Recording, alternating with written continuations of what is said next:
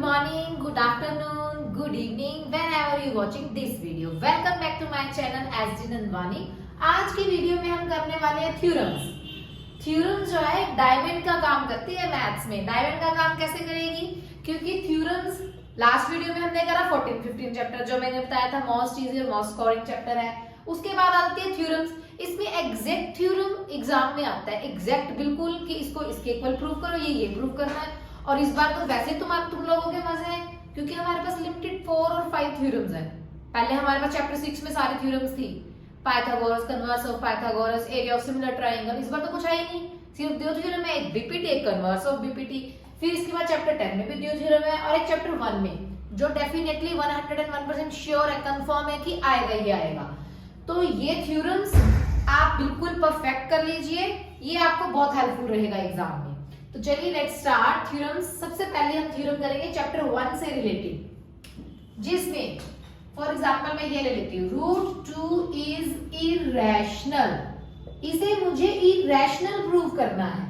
मैंने root 2 example लिया, अब आप रूट 2 समझोगे। अब एग्जाम में कुछ भी आ सकता है, for example root 3, root 5, root 7, हो सकता है रूट 3 + 7 आ जाए, हो सकता है 3 रूट 7 आ जाए, कुछ भी आ सकता है। तो इसका एक ही कंसेप्ट है, एक ही मेथड है, एक ही तरीका है। इसको क्लियर कीजिए और एग्जाम में कुछ भी आ जाए प्रूव कर देंगे और ये आपको 3 मार्क्स दिलवाएगा। क्लियर? तो चलिए स्टार्ट करते हैं। इसे मुझे इरेशनल प्रूव करना है। तो इरेशनल प्रूव करने के लिए हम क्या करेंगे? सबसे पहले इसको एज्यूम कर लेंगे, लेट रूट 2 इज रैशनल। ये मैंने एज्यूम कर लिया। इसके बाद मैं इसे a/b के इक्वल रखूंगी क्योंकि रैशनल माना हुआ है। आप इसे p/q, a/b, x/y कुछ भी रख सकते हैं। After that squaring both sides. अब मैंने इनको स्क्वेयरिंग भी कर दी। अब क्या हुआ?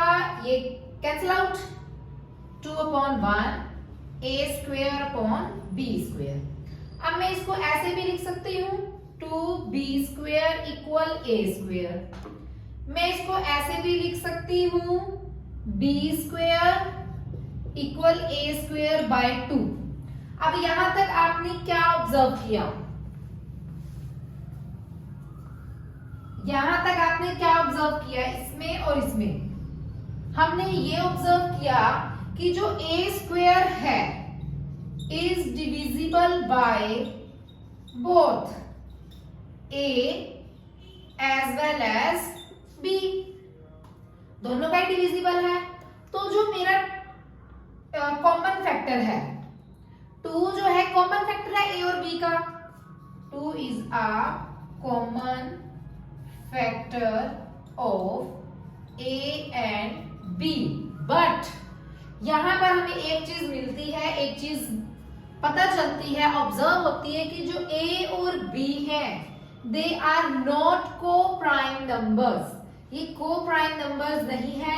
तो पूरी की पूरी एजम्पशंस जो थी हमारी, ये कॉन्ट्राडिक्टरी सिचुएशन है। कैसी सिचुएशन है? कॉन्ट्राडिक्टरी। तो जो हमारी एजम्पशन है वो रॉन्ग है, therefore root 2 is a irrational number. Clear? तो ये आपको 3 मार्क्स डेफिनेटली एग्जाम में आएगा ही आएगा, whether it is root 2, root 3, root 7, 3 root 7 कुछ भी हो सकता है। आपको इसी मेथड से इसे सॉल्व करना है। तो 3 मार्क्स तो आपके ये पक्के हो जाएंगे। क्लियर? बढ़ते हैं नेक्स्ट थ्योरम की तरफ। तो नेक्स्ट थ्योरम है हमारी चैप्टर 6 से related. If a line is drawn parallel to one side of triangle to intersect the other two sides in distinct means different points, the other two sides are divided in same ratio। तो जैसे जैसे हमें given होगा वैसे वैसे हमें prove करना है। ठीक है? तो अगर तो तुम ये लर्न कर सकते हो स्टेटमेंट तो वेल एंड गुड है, बट अगर नहीं लर्न कर सकता है तो भी कोई प्रॉब्लम नहीं है, क्योंकि एग्जैक्ट वर्ड टू वर्ड तो मुश्किल ही होता है लर्न करना।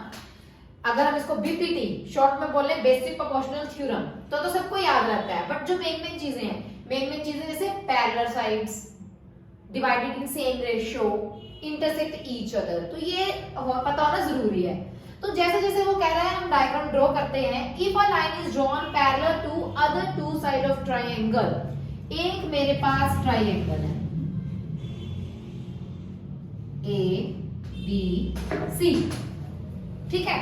अब इसमें दो पॉइंट्स मुझे लेने हैं डिफरेंट डिफरेंट जो इसको पैरेलल होगी।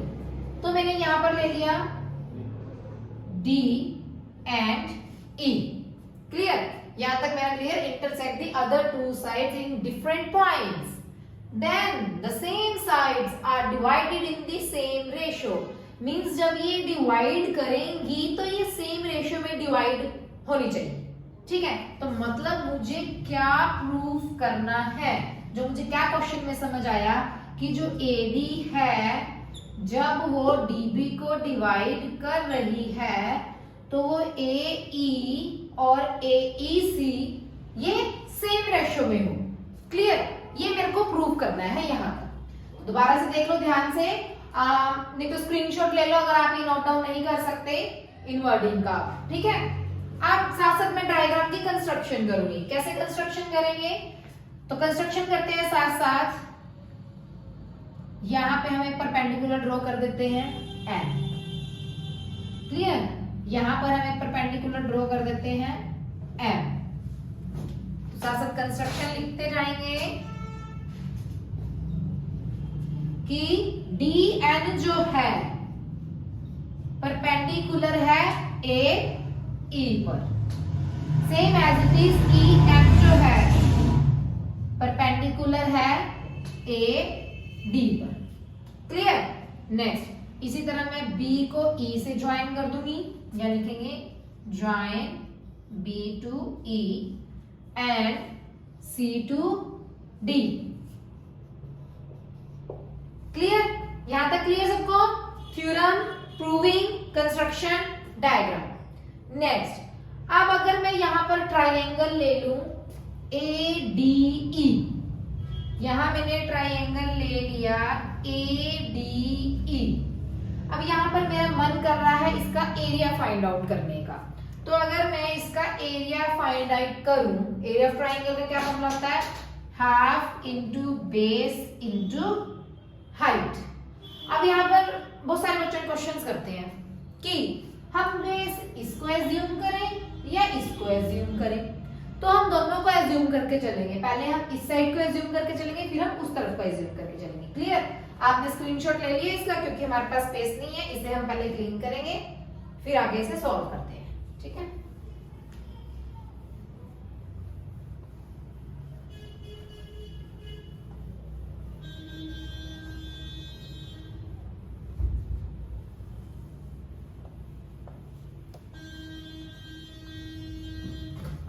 अब हमारे पास था area of triangle ADE half into base into height.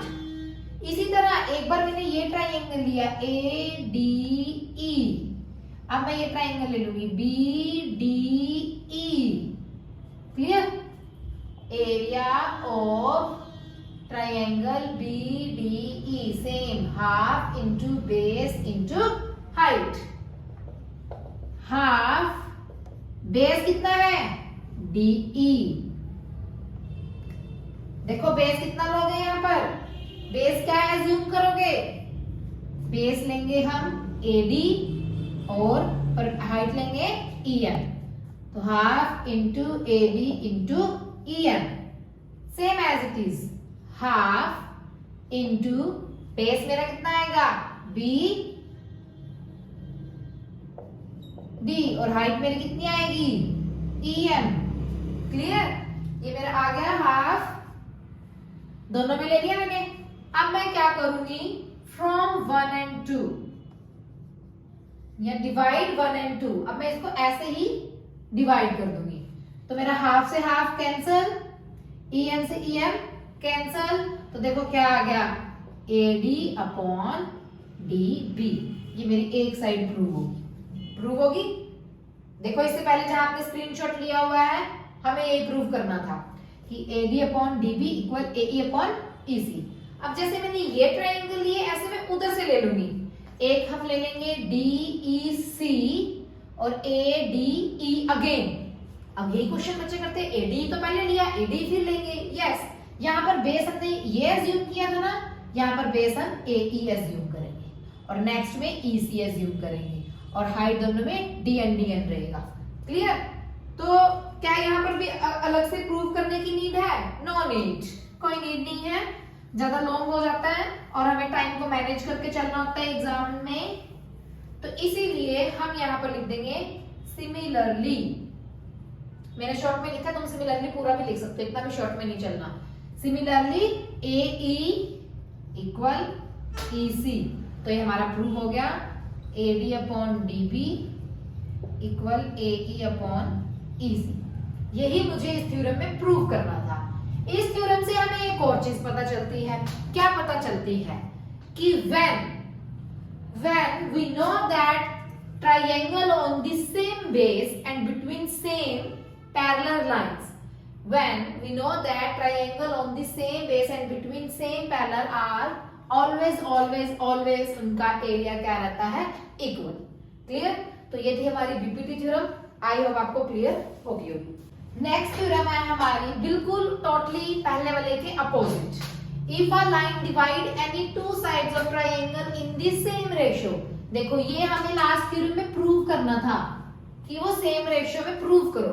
अब इसमें मुझे क्या है? गिवन है that line parallel to the third side, और उसमें मुझे लाइन पैरेलल गिवन थी। अब इसमें मुझे लाइन पैरेलल प्रूव करना है और सेम रेशियो गिवन है। क्लियर? मतलब इसमें मुझे क्या गिवन है? तो पहले वही डायग्राम बनाएंगे, ADCDE है ना। तो इसमें मुझे गिवन है कि AD जो है DB के इक्वल है और AE जो है वो EC के इक्वल है। क्लियर? ये मुझे लास्ट में प्रूव करना था। तो वो थ्योरम थी हमारी बीपीटी थ्योरम। ये है हमारा कन्वर्स ऑफ बीपीटी, उसका अपोजिट। तो यहां पर भी मैं कंस्ट्रक्शन करती हूं। कंस्ट्रक्शन हम करेंगे, इसे हम नाम दे देंगे E डैश। तो हम एज्यूम करके चलेंगे कि AD अपॉन DB जो है हमारा AE डैश और E डैश अपॉन C के इक्वल है। क्लियर? अब यहाँ पे मुझे प्रूव करना है कि वो लाइन उसके पैरेलल है। यहां तक मैंने कर लिया। अगर मेरा अब ये इक्वल है इस तरह, लास्ट थ्योरम की मैंने लास्ट लाइन आपको समझाई थी कि when we have common base between two parallel lines then these lines are always parallel and area of this triangles are equal. तो सेम एज इट इज, अगर मेरा ये प्रोपोर्शनल इक्वल है तो मेरा DE डैश जो है पैरेलल है BC के। क्लियर? जो मेरा पैरेलल है, और यहाँ पर हम लिख सकते हैं y पैरेलल है by BPT। Clear? By BPT। तो नेक्स्ट, अब हमने इसमें क्या करना है? अगर मैं स्टेटमेंट के अकॉर्डिंग देखूं, AD अपॉन DB था, AE dash upon E dash C था। अगर मैं इसका रिवर्स कर दूं, मतलब रेसिप्रोकल कर दूं, तो ये मेरा हो जाएगा, पहले तो हम ये लेते हैं AE dash upon E dash upon C, फिर हम लेंगे AE अपॉन EC। अब मैं इसका क्या कर दूंगी? कन्वर्स कर दूंगी। E dash C upon AE dash equal EC ऊपर और AE रेसिप्रोकल कर दिया मैंने यहाँ पर। क्लियर? आप इसका स्क्रीनशॉट ले लीजिए, फिर मैं इसको क्लीन करके नेक्स्ट, क्योंकि हमारे पास स्पेस नहीं। ये मैंने लिख लिया सेम एज इट इज। अब मैं क्या करूंगी? Add 1 both sides. मैं दोनों साइड 1 1 क्या कर दूंगी? प्लस। इसके नीचे 1 लगा के एलसीएम, इसके नीचे 1 लगा के एलसीएम, ये मेरा हो जाएगा AE डैश। भाई एलसीएम में डे 1 से सिखा रही हूँ, नीचे से डिवाइड, ऊपर से मल्टीप्लाई। अब अगर आपको नहीं आता तो फिर हम भारत माता में कुछ नहीं आता, हम कुछ नहीं कर सकते।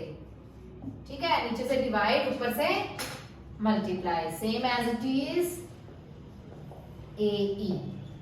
क्लियर? अब आप लोग खुद बताओ, EC और AE को मिलाकर पूरा क्या बन रहा है? AC upon AE। Same as it is, दोनों को मिलाकर पूरा क्या बन रहा है? AC upon AE dash. AC से AC cancel, 1 upon AE dash, 1 upon AE। अब अगेन इसका रिवर्स कर देंगे, इसे रेसिप्रोकल कर देंगे, तो ये आ जाएगा AE डैश इक्वल AE। ये मैंने यहां तक प्रूव कर दिया। अब ये मेरा यहाँ पर आ गया, तो it means these lines are coincides and that's why हमारा जो DE है पैरेलल टू BC। क्लियर? तो नेक्स्ट थ्योरम है हमारी चैप्टर 10 से रिलेटेड। चैप्टर 1 में से सिर्फ रैशनल वाला, चैप्टर 6 में से BPT and converse of BPT. Chapter 10 में दो मोस्ट इंपोर्टेंट थ्योरम है, 3 मार्क्स में आएगी और मोस्ट इजीएस्ट थ्योरम है। ठीक है, तो फर्स्ट है the tangent of point of circle.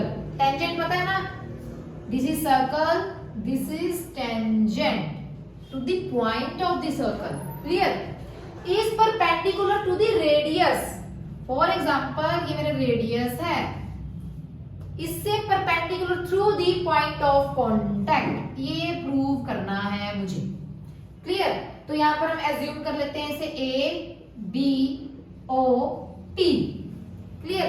Given क्या है यहाँ पे मुझे गिवन है कि एक सर्कल गिवन है, टेंजेंट गिवन है, OP जो है परपेंडिकुलर है AB पर, और ये प्रूव करना है हमें कि OP जो है परपेंडिकुलर ABP, ये हमें गिवन है। तो प्रूफ क्या करना है हमें? सपोज सबसे पहले हम कंस्ट्रक्शन करते हैं। ठीक है, P1 P2 P3 P4। Clear? अब मेरा जो यहाँ पर ट्राइंगल बन रहा है वो ट्राइंगल कौन सा बन रहा है? ठीक है, क्या बन रहा है यहाँ पे हमारा? क्या बन रहा है हमारे यहाँ पे? ट्राइंगल OAP भी बन रहा है, POB भी बन रहा है। बट एक सर्कल मुझे गिवन है जिसमें मुझे सेंटर O गिवन है and we have a tangent ABP but OP is a radius, then P is a point, P is a point of POC। What is POC? तुमने नहीं POC लिखना है, POC means point of contact. मैं दोबारा बता रही हूँ, OP मेरा रेडियस है,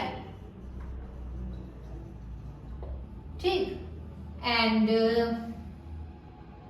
OP रेडियस है और OP जो है परपेंडिकुलर है टेंजेंट ABP पर। ठीक है, और P जो है मेरा पॉइंट है, पॉइंट ऑफ कांटेक्ट का। अब अगर मैं यहां पर एक बात बोलूं कि जो मेरा A है या B है या P1 जो है, ठीक है, A जो है वो लाई कर रहा है outside of circle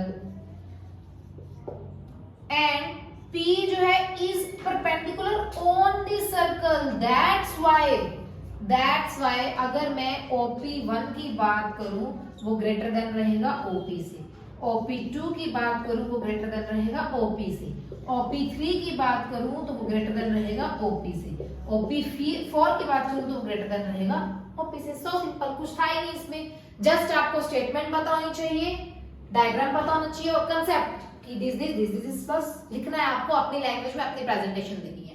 clear? Last theorem करते हैं चैप्टर 10 में। Next theorem most easy theorem है। आप तुम लोग कहोगे हर चीज में मोस्ट इजी, मॉमी है ही इजी, इससे ज्यादा इजी तो तुम्हें कुछ भी नहीं मिलेगा। The length of tangent drawn from an external point to the circle are always equal. हमने चैप्टर 10 के हर एक क्वेश्चन में यही किया है। अब वो क्यों होता है उसको बस प्रूव करना है। तो सो सिंपल, एक मुझे सर्कल गिवन है, लिख लेते हैं कि सर्कल गिवन है with the centre O, with the centre O, जिसमें मुझे OB एंड OA दो रेडियाई गिवन है। क्लियर? OP मुझे टेंजेंट गिवन है जिसे मैं कंस्ट्रक्ट करके ज्वाइन कर रही हूं, मतलब O को P से मैंने क्या कर दिया? Join O to P। अब यहां पर मेरे पास दो ट्राइंगल्स आ जाते हैं, कौन कौन से? OPA and triangle OPB। अब इनमें क्या कॉमन है दोनों में? OP कॉमन है। क्लियर? OA जो है OB के इक्वल है, ऊपर भी हमने लिखा कॉमन रेडियाई है ये दोनों। अब इसे आप 1 और 2 का नेम दे दो, अदरवाइज एंगल OAP OBP जिसको जो भी इजी लगे। एंगल 1 इक्वल टू एंगल 2, बहुत सारे परपेंडिकुलर। तीन चीजें आ गई आपके पास, क्या क्या आपके पास? साइड एंगल साइड की वजह से आपके पास दोनों triangle OPA and OBP congruent prove हो गए और यही हमने प्रूव करना था। क्लियर? आई होप आपको सब अच्छे से क्लियर हो गया होगा और आपने एंजॉय भी किया होगा। अब इसकी प्रैक्टिस करनी है, इसके अलावा हमारे पास कोई और ऑप्शन नहीं है। एक ऑप्शन और है, इस वीडियो के नीचे एक थंब दिया हुआ है, उसे आपको लाइक करना है।